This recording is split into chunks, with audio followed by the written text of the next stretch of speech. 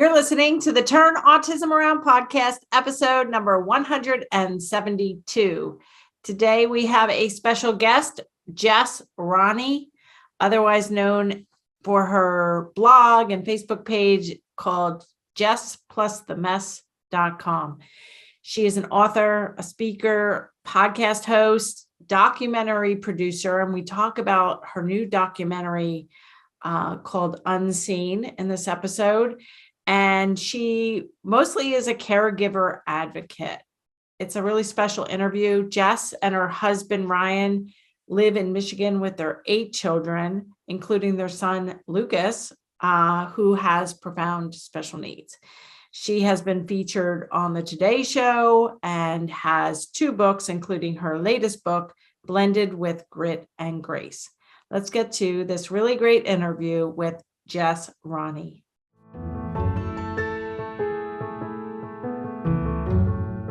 Jess, I am so excited to have you on the show today. We don't know each other very well, so I am on a ride with the listeners to get to know you better. So thanks for joining us today.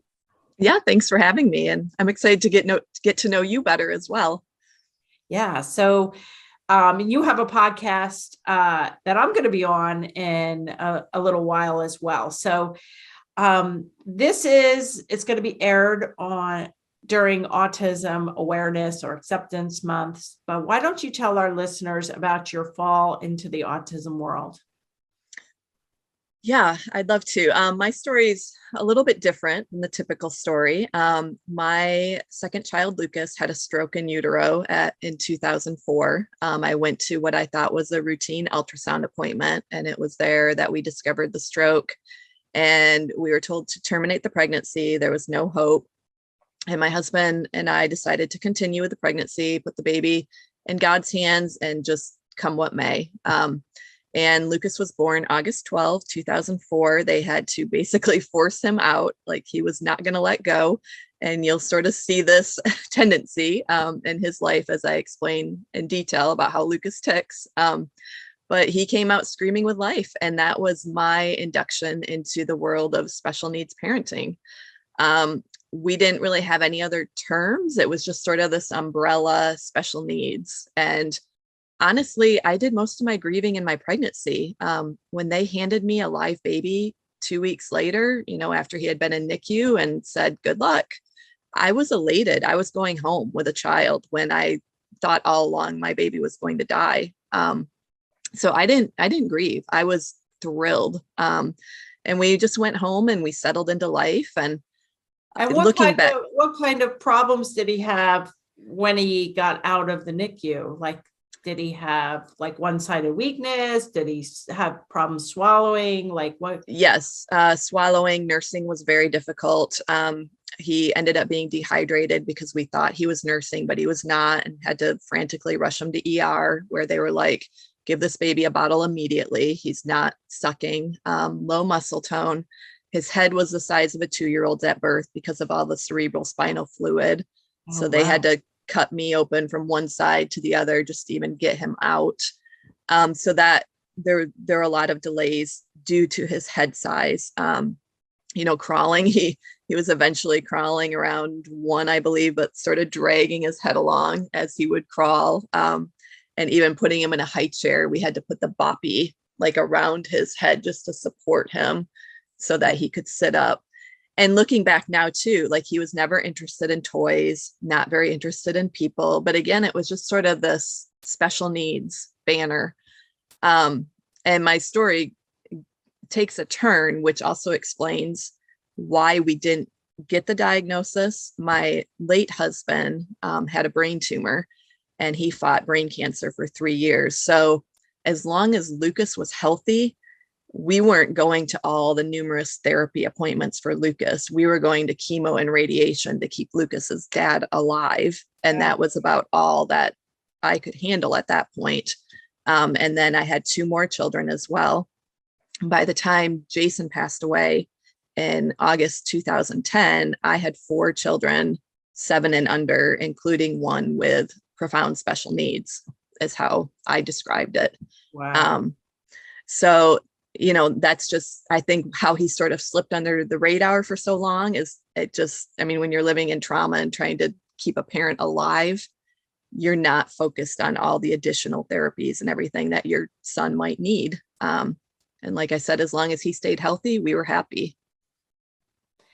Yeah. So when did he get a diagnosis of autism then?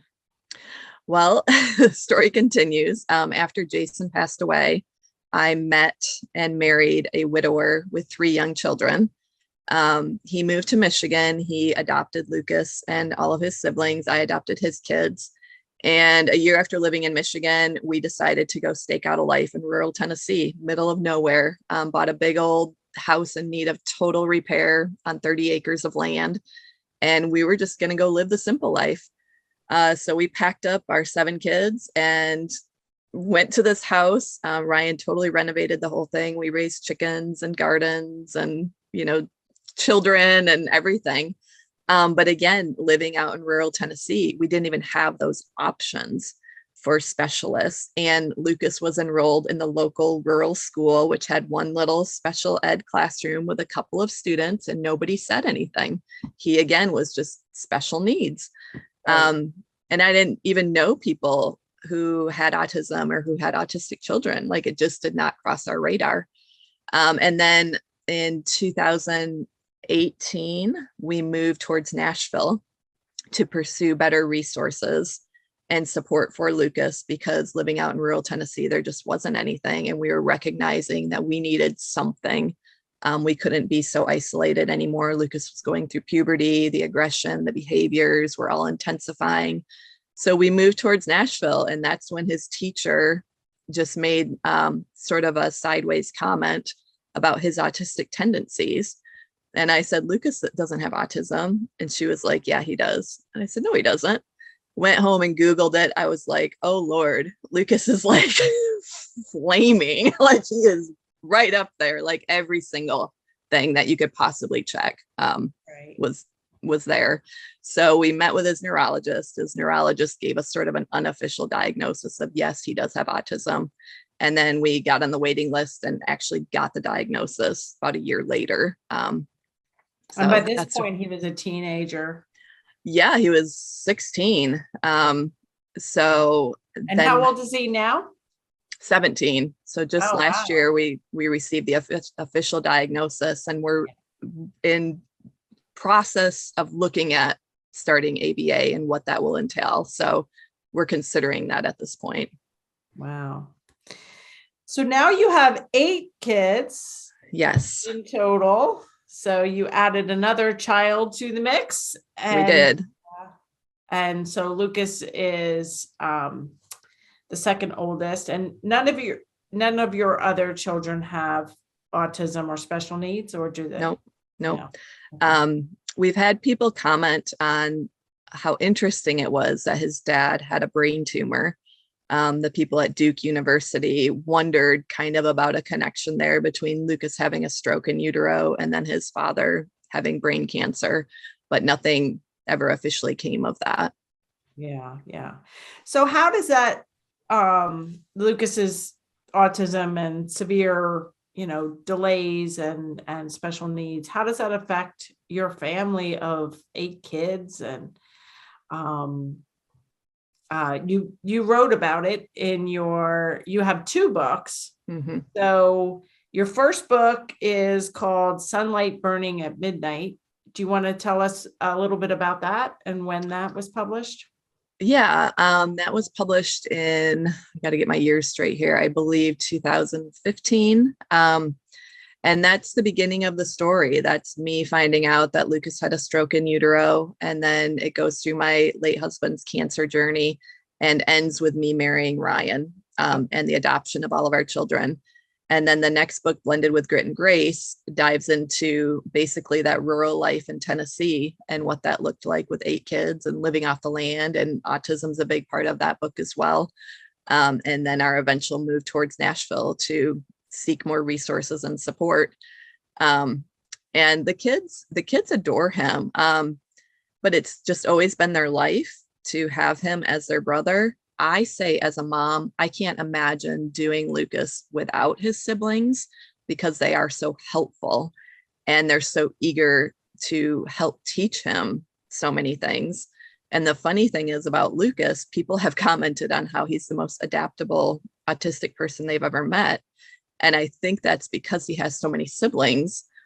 And we've moved so many times where he's just had to sort of figure out how to be adaptable. And he's extremely adaptable. Like, it always shocks us how willing he is to even try something new or go to a new house or try a new bed, or like, he's like, oh, okay, I guess this is my new, like, that's a blessing for sure.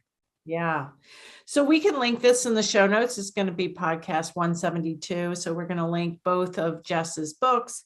And also, you are the executive director of the Lucas Project, and it's a nonprofit. When did you start that, and what's all of that about? I started that in 2017 when my current husband, Ryan, began having panic attacks that resembled heart attacks, was rushed to ER a couple of times, only to be told you're having panic attacks. And it was basically due to the isolation of our life, having no resources or support. Lucas was part of that equation, but I think the isolation and the other kids and just everything fell on us. And so I thought, if we're desperate for a break, other special needs families also have to be feeling this desperation for a break. And when Lucas was born, I promised to start a nonprofit in his name someday, but I always thought that nonprofit would be serving the children until we went through this together. And as Ryan's health deteriorated, I began to have massive anxiety and PTSD, thinking, am I going to lose another husband living out here in the middle of nowhere with 8 children?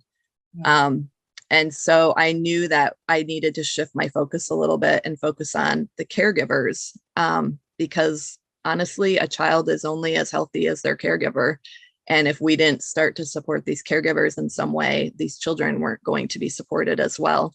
So just on a whim, filled out all the paperwork, got on legal Zoom, like mailed it off. And amazingly, they like sent me back my nonprofit status. I was like, all right, let's do it. Opened up a respite center at the local school where we offered once a month respite to special needs families. That included the child with special needs and the siblings for 5 hours, completely free of cost. And we did that until we moved. And then COVID struck and we had to sort of revamp our mission and what respite was going to look like. And so now we offer recognition and respite for special needs families. The recognition portion is the documentary and the podcast, and I'll get into that in a minute. And then we've had to sort of shift our respite focus. We now ship out care packages to special needs caregivers all over the country. Just a little package of goodies that says, we see you, we acknowledge you, we know this is hard, keep going, some encouragement. And then we bring gift bags to mamas in ICU with their children as well. Just like a gift bag of respite, books and spa items and, just little things to brighten their day. And then we offer respite grants to communities that want to start their own respite chapter where they are. So we try to help launch them off the ground so that they can offer that to the families within their community. Neat. So where can we send listeners to learn more about the Lucas Project or how to get grants for respite and those sorts of things? Do you have a website? Yep, thelucasproject.org. thelucasproject.org. We're going to link all of this in the show notes here. Okay, so your bio says you've been on the Today Show, been featured in different things. You've also been blogging. That's how I found you. I actually found you through Kate Swenson, who is on podcast 170 with her new book, Forever Boy, which I am almost finished with. I'm on her launch team, and it is just an amazing book, and I'm so excited to support that. So how did you get traction to get on the Today Show? Was that through one of your books or through the Lucas Project? When I was pregnant with our 8th child, I wrapped up my master's degree. And it took me like 10 or 11 years to finally get that master's degree. And the local newspaper in Grand Rapids picked up the story. And it was big old pregnant me. I'm 7 months pregnant with my 8th child, walking down the stage to get my diploma. And they picked up the story. And then the Today Show picked up the story from there. And that was kind of my big break. That's sort of what launched me into writing and advocating and, doing all the things that I do. Yeah, that's awesome. Okay, so you go by Jess Plus the Mess as your social media. Is that also a website, or is that more of your social media handles? JessPlusTheMess.com. Yep, that's where I used to blog. That's where you can find all things Jess Plus the Mess.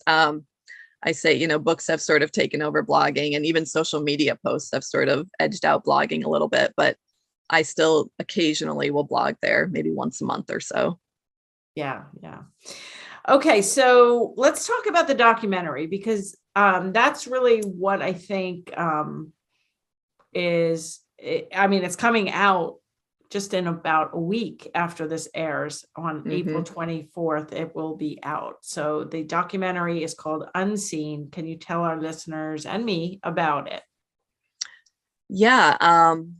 Basically it started with a Facebook post in 2018. I was kind of racking my brain and considering the mission statement of the Lucas Project, which is to bring awareness and recognition, and just thought, how can we let society kind of have a peek into our lives?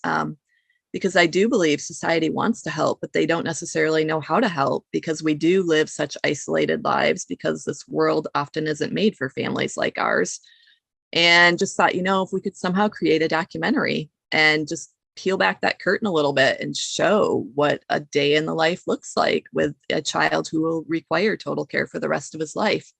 And just pitched it on Facebook, and a filmmaker and a producer from Nashville saw the post and reached out, and the rest is history. They followed our family around for 3 years. And we created Unseen with a tagline of how we're failing parent caregivers and why it matters. And it's from a caregiver's perspective. It was done extremely respectfully, maintaining the dignity of everybody involved, but it is the caregiver story, and just showing what the day-to-day life looks like for a caregiver in this situation. And the end result is always to get more support, to make the general population aware of what our lives look like. So even if you're just an individual and you're like, hey, I know that family down the street, they have a special needs son or a special needs daughter, it's to hopefully encourage them to say, hey, I'd like to step in and help you in some way. Could we bring you a meal? Could I offer you some respite? Could I mow your lawn? Just recognizing that special needs families' to-do lists are never, they're never finished. Like they're so much longer than the typical family's to-do list, because we are also micromanaging all of those additional needs. So it's just bringing awareness to that. And I'm hoping, individuals throughout society step in and fill in some of those gaps in some of those areas. So the Unseen documentary, is it just highlighting your family or other families as well? Primarily our family, but they interview about 20 additional caregivers as well. So they're portrayed throughout the documentary, but the main story is our family. And it's kind of this storyline of continuously moving to search for this unicorn idea of resources and support. Now we're back in Michigan. We moved from Nashville last year. We're building an accessible home that we're moving into in 2 weeks, God willing. And it's been a journey. And we landed on Michigan because that's where I'm from. We have friends and family here, and kids go to school till they're 26 here. Wow. The only state in the country. That, right? Yep. All and the that's other a huge 21. Yes, that's a huge perk, and year-round school. So knowing like we have that in place until he's 26, and then I don't know, but at least, it buys us another 10 years. Yeah. One thing I'm very interested in watching Unseen. I'm sure my listeners are as well. So how would we how do people watch it, or do they purchase it, or where's it going to be? We're going to stream it live from May 20th to May 26th. And the best way to stay updated on all of that would be to subscribe to our newsletter at caregiverdoc.com. And then all of those opportunities will become available at some point in May. Yeah, great. So we will link that in the show notes, and we will definitely be watching, and I'll be watching. Maybe I'll even, write about it or do another show about it. Two episodes I want to link in your show notes as well. Well, actually a few. I did an interview with my typically developing son, Spencer, on the role of the sibling and just some of the nuances. I think that might be good for listeners when you're talking about, your siblings being so supportive to Lucas. Your Lucas, right? Because I have my Lucas, and then two individuals that are leaders within the National Severe Autism Council, or I probably have that wrong. Amy Lutz, who is a great writer. She just published something today, actually, at the time of this recording, in Psychology Today. We can link that in the show notes. We can link her episode. And one of the things she said in preparation for Autism Awareness or Acceptance Month, she likes to call it Autism Action Month. And she likes to remind people that, the spectrum is very wide, and that she wants to really highlight some of the needs of parents like you and I who have kids that need lifelong 24/7 supervision, which is really tough. And one of the things in the article, I'm not quite finished it yet, is like, don't just say, is there anything I can do for you as a friend, but like, be specific. Like, I'm running to get my child at soccer. Can I bring home one of your kids who's playing soccer? Can I take them to the new movie? The siblings kind of need that kind of break. Or can I bring you, I'm making pot roast. Can I bring you a meal? Or can I cut your lawn, like you said, or snow blow or whatever? Be specific in what you can do to support the caregiver and the siblings, and if you have the skills or the ability to also support your special needs child as well. So I thought those were like kind of good tips. Yeah, definitely. Yeah. Do you have any other, I remember like when my Lucas was diagnosed, one of my friends asked another mom of an older child, like, what could she do for me? And she's like, just offer to make her a meal. Like, then I remember that one of my other friends who was a nurse who had, some training, she said, could I come over like on the consultant day, the first consultant, like if there's a time frame when I could take Lucas so you could pay attention, for a 3-hour block or whatever. She's like, I want to, be there for that, and or take him, any other kind of, I mean, you spent your whole life on supporting caregivers. Anything else that people can do to support each other? Yeah, a few thoughts. Just piggybacking off of that, I'll often say tacos or lasagna. Like, don't even like leave it. Which one do you want me to bring? And just having been a caregiver, even for my late husband for 3 years, I find it so interesting how I literally did not make a meal for probably 2 years. My freezer was overflowing. Every single need that I could have possibly had outside of like caring for him and my children was taken care of. On the flip side, I have a child who was supposed to die in utero, but he lived, and he will require care for the rest of his life, intense care. And you don't see that same action when there is a child who will require total care for the rest of his life, as I did with my late husband going through cancer treatments. I think we kind of need to flip that narrative a little bit, because these parents who are raising these children for the rest of their lives also need to have that continued support offered through individuals, through churches, through nonprofits, through society. And I just remember even when Jason was going through cancer, I had somebody cut hair and she said, can I show up in your house and cut all of your kids' hair before they start a new school year?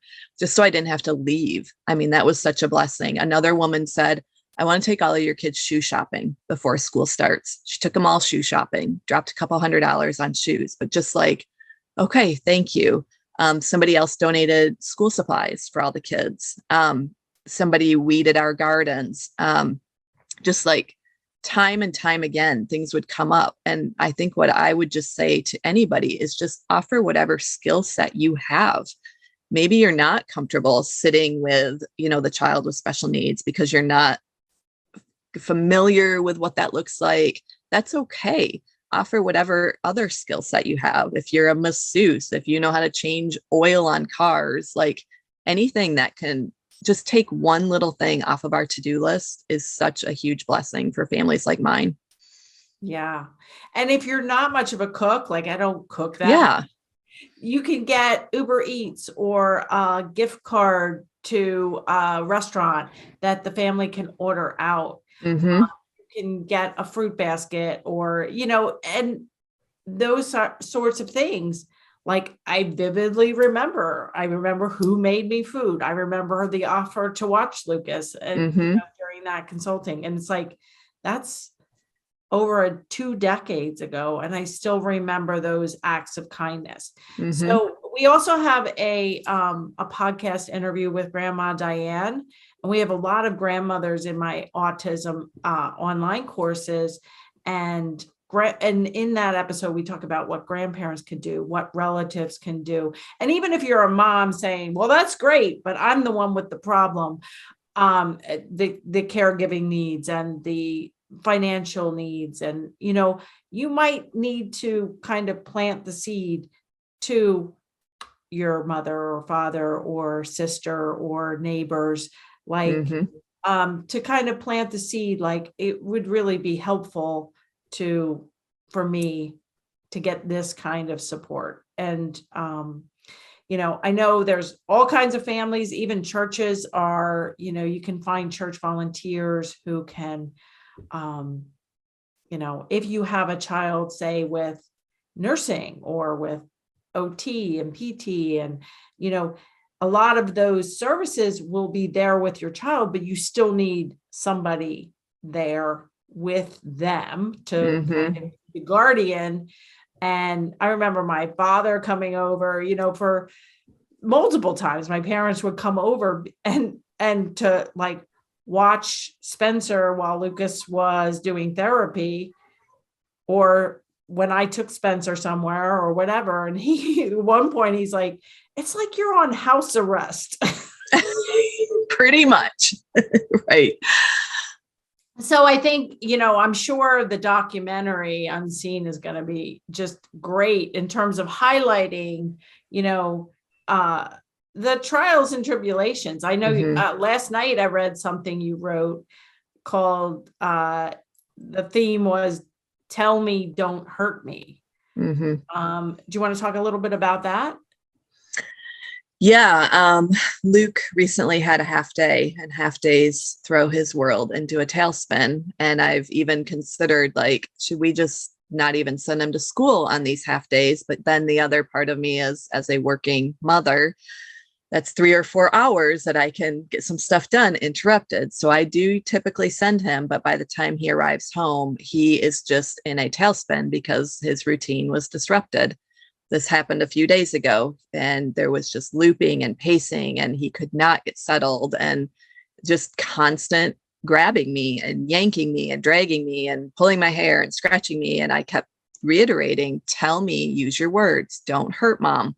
And he does have quite a few words. His preferred method of speaking is speech. And he's constantly adding to his vocabulary, but still when he gets in that mind frame where his day has been interrupted and he's dysregulated, and it takes hours to like get back to this place of peace. So pretty much everything I write isn't to like shame him or, try to reduce the dignity in his life or anything. It's to bring awareness to what we go through as caregivers, with the end result always being to obtain more resources and support for families like ours. And it all goes back constantly to this theme of the child is only as healthy as the caregiver. So we need to start focusing on these caregivers and these families. And sometimes it's just a few simple supports that we need so desperately. And the whole family unit operates in such a better manner if we can just get society to recognize this and provide the funding for it. We shouldn't have to sit on wait lists for years and years, or we shouldn't have to reach a point of desperation before we get the help that we need either. I think if we would do a better job of implementing those simple supports, we wouldn't see the levels of desperation quite as frequently as we're seeing them. Yeah. And as you said, like Michigan goes to 26 to school. Mhm. Like, I didn't know that, but it's like every state is different. Every county is different. Every school district is different. And I mean, literally when Lucas was in school, till 21, I literally had people like hold their kids back to be in the same grade as Lucas to get better services. Like, because I knew I would advocate, but it's like you could move somewhere to where, Lucas Barbera was getting great, education. He could be at the same functioning level, the same, it's like, but then the teacher goes out on maternity leave, the school board changes, and it's just, so in my first book, The Verbal Behavior Approach, I actually tell families, don't move unless you're moving, you have to move anyway, or you're moving because of other circumstances. Because if you're just like, I'll go to Michigan, where they have school till 26, that could change. Oh yeah. Especially if you Yeah. have a 10-year-old, like don't Right. bank on anything. Right. And one of the other episodes that we will link is Jill Escher, who's the president of the Mhm. National Council for Severe Autism. I think I got that right this time. And she does an episode where, the rate of autism now, instead of being when my Lucas was diagnosed 1 in 500, is now 1 in 44 8-year-olds have autism. And the quote unquote tsunami of kids aging out of public school and the care requirements, and especially if they have any level of aggression, self-injury, it's really hard. Even if you have the funding, it's hard to get people. It's hard to get placements. The placements for adults have been set up for kids with intellectual disabilities, kids with Down syndrome. We did an episode on Down syndrome recently. Like they're not set up for 200-pound Right. adults who are aggressive. Right. And that's, Or I know, your Lucas is pretty tall and he's really skinny, but yeah, he'll be a big kid at some point. The one thing that kind of holds him back is the low muscle tone and the limited vision. So I think that almost like saves us in terms of some aggression, because he can't see very well and he can't walk very well. So we don't see the elopement issues or the aggression because he's not as confident in his physical abilities as maybe another child might be. Yeah. Yeah. So I know at one point in your writing, you were considering out of home, group home or out of home placement. Are you still considering that as a long-term Yeah. plan?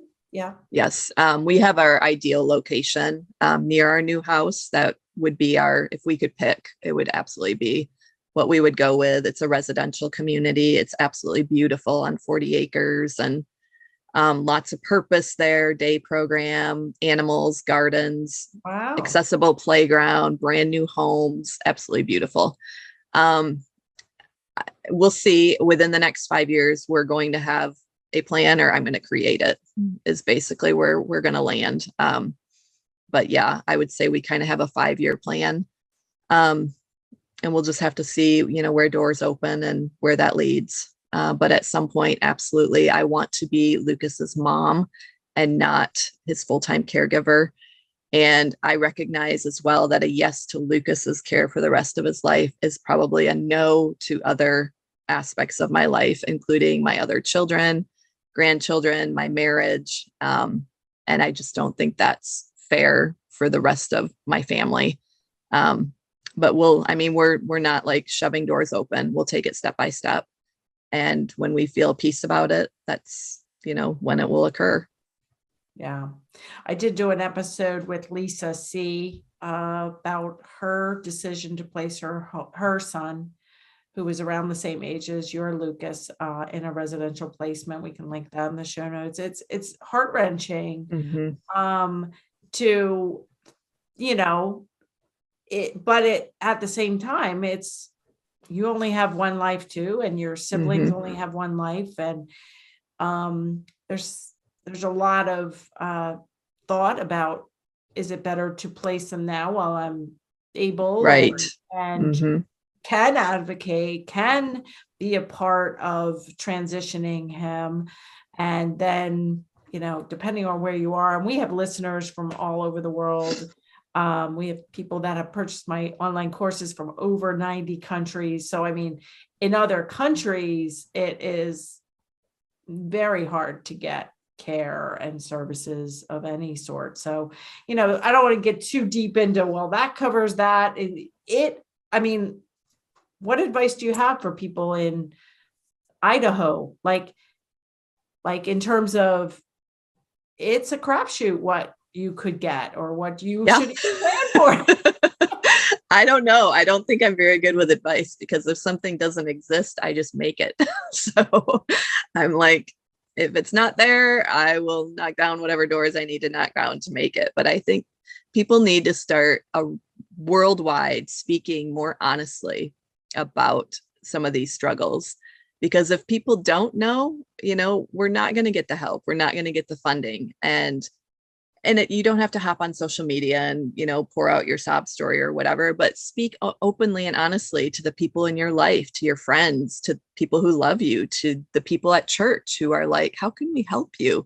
And maybe start with, a place like a church and say, hey, we'd love to attend your church, but you don't have a special needs ministry. Could we maybe talk about getting this incorporated? Or I think as long as we stay holed up in our homes, isolated and fighting these battles on our own, we're never going to see change. And the more voices we can get to join this dialogue, the louder our voices are going to become. And at some point, the policymakers aren't going to be able to ignore us anymore. Yeah, great advice. And speaking of policymakers, make an appointment and visit your legislators, visit your congressmen and your state senators, and bring your child if appropriate. Right. Bring a picture, tell your story, write emails, write letters, make an appointment. If you're willing and able to share your story like Jess is with her Unseen documentary, that's going to also do a lot in terms of awareness that the spectrum is very wide. And, if we just keep seeing, the doctor's show and atypical and the high end of the spectrum, which we definitely need to see. Right. But we also need to see and understand that for 25%, 40%, I don't even know. Yeah. That people are really struggling with the needs of their more significant, needy children. Right. Whether it's autism, whether it's autism something else, like in Jess's case, it doesn't matter. We need to support families. I think we're both saying this the same thing. Yeah. And I liked what you said about if it doesn't exist, you're going to have to create it. And I've always been a part of trying to create things that are out of the box, because if you just go looking for what's available, it's probably not going to be a good fit. Right. Yep. All right. Well, I think we gave a lot of good advice for everyone out there in terms of, really thinking about the role of the caregiver and how we can support caregivers more. But I always like to end the show. We'll be linking all of this, and we need to be watching the documentary Unseen starting in May. You said May. Yep, May 20th. May 20th. So you'll purchase a link. We're not sure what that ticket price will be, but it will be low. And then you'll have from May 20th to May 26th to watch it. Okay. All right, great. So we'll probably just link your website to get on the list and to be following it. And then once the documentary comes out and I see it, then I'll be sharing on social media as well. Awesome. So before I let you go, Jess, part of my podcast goals, and this whole episode is one big answer to this, but we'll hopefully have you sum it up. Part of my podcast goals are not to just help the kids, but help the parents and professionals listening reduce their stress and lead happier lives. So do you have any stress reduction strategies or self-care tips that you could recommend? I'll just tell you what I do every day. I've recognized that I need to literally shake off my stress every single day. So regardless of what the weather looks like here in Michigan, and I can tell you, I've gone out in some pretty nasty weather. I take my 2-mile loop every single morning, no cell phone, just shake it out, get any of that out of me. After Lucas gets on the bus and all the other kids get off to school, it's the first thing I do. Often put my headphones in and just blare my music from my little shuffle from 2000. A shuffle. Yes. Same song. I used to have a shuffle for years after they were big, but I haven't heard that forever. Yep. Okay, so you listen to your shuffle, and then what do you do? And just blare the same songs that I've been listening to for years. It's like my screen-free zone, no cell phone, no nothing. And then my husband and I do try to go on a date once a week. And I know that maybe that works for us because we do have older siblings who can watch Lucas for a couple of hours. There's still a ton of planning. We have to feed Lucas, bathe Lucas, put Lucas in his jammies, put him, in his chair with his iPad, and then the kids can keep their eyeballs on him for 2 or 3 hours. And then we have to rush home to put Lucas to bed, give him his meds. But at least it's a few hours where we can decompress and just be adults and catch up with our lives. And I don't know, it's something that we just both really look forward to. Nice. All right, Jess, I really loved this interview, loved getting to know you better. You are an amazing writer. I will continue to follow Jess Plus the Mess on Facebook, and I'm definitely going to be watching the Unseen documentary. So thank you so much for joining us. Yeah, thanks for having me.